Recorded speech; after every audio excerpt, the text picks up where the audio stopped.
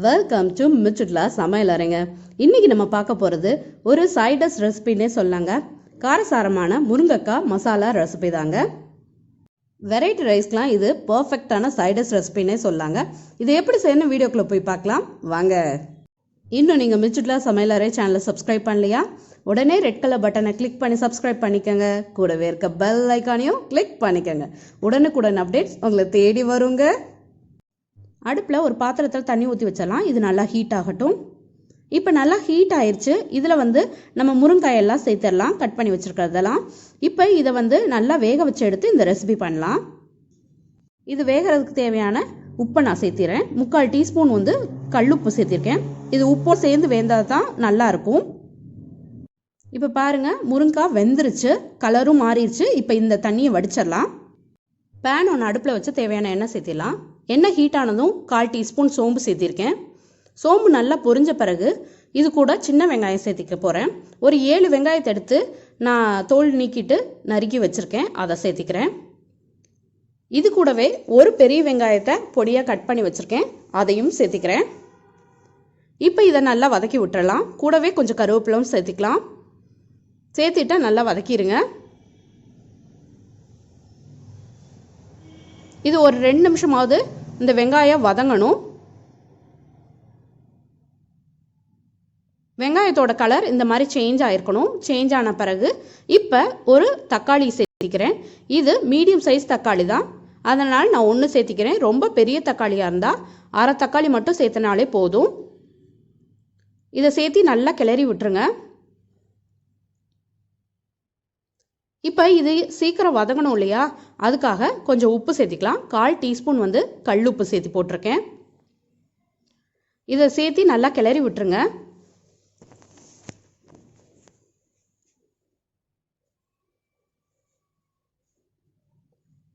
உப்பு சேர்த்தும் போது சீக்கிரம் வதங்கிடும், அதுக்காகத்தான். அடுத்து 1 டீஸ்பூன் இஞ்சி பூண்டு பேஸ்ட்டு சேர்த்திக்கிறேன். சேர்த்து நல்லா வதக்கி விட்டுறலாம். இஞ்சி பூண்டோட பச்சை வாசனை போகிற அளவுக்கு வதக்கி எடுத்துக்கோங்க. இந்த தக்காளி நல்லா வதங்கணும் இல்லையா, அதனால் ஒரு 2 நிமிஷம் மூடி வச்சு குக் பண்ணி எடுத்துக்கலாம். இப்போ 2 நிமிஷம் ஆயிடுச்சு, பச்சை வாசனை போயிடுச்சு, தக்காளியும் ஓரளவுக்கு வதங்கிருச்சு. இப்போ நம்ம தேவையான தூள்கள் எல்லாத்தையும் சேர்த்திக்கலாங்க.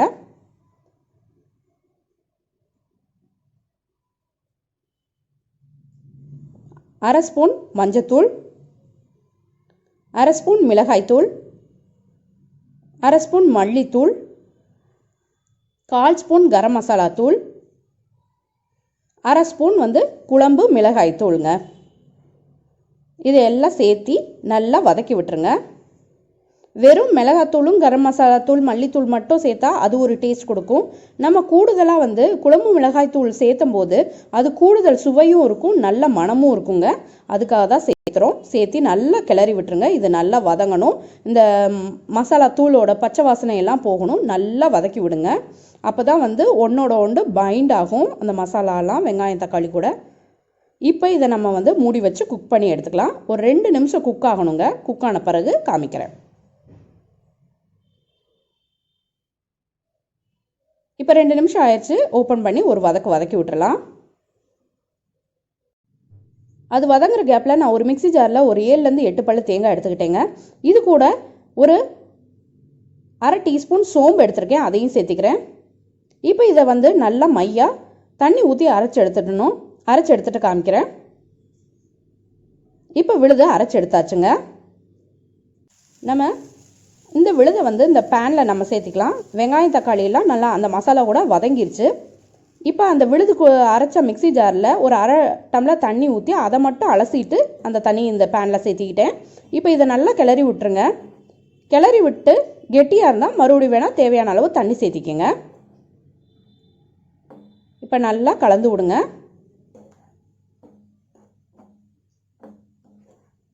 இப்போ இது குக் ஆகணும் இல்லையா, இந்த தேங்காய் சேர்த்ததுனால ஒரு அரை டீஸ்பூன் கல்லுப்பு சேர்த்திக்கிறேங்க.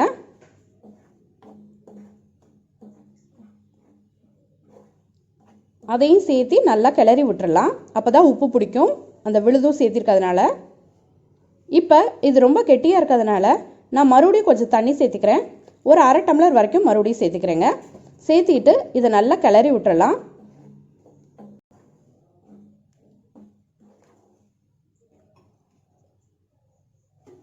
இப்போ இது நல்லா குக் ஆகணும். ஸோ மூடி வச்சு இது கொதிக்கிற வரைக்கும் விட்டுறலாம். பாருங்கள், இப்போ கொதிக்க ஆரம்பிச்சிருச்சு. இப்போ நம்ம முருங்கைக்காய் எல்லாத்தையுமே எடுத்து இந்த பேனில் போட்டுடலாம்.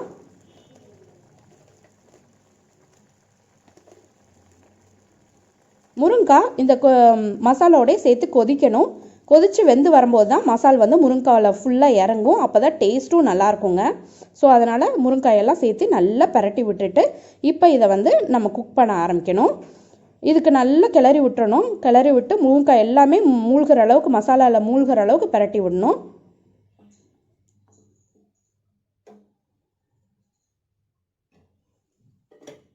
இப்போ நம்ம மூடி போட்டுடலாம். மூடி போட்டு கொஞ்ச நேரம் குக் பண்ண போகிறோம். அது குக் ஆகட்டும்.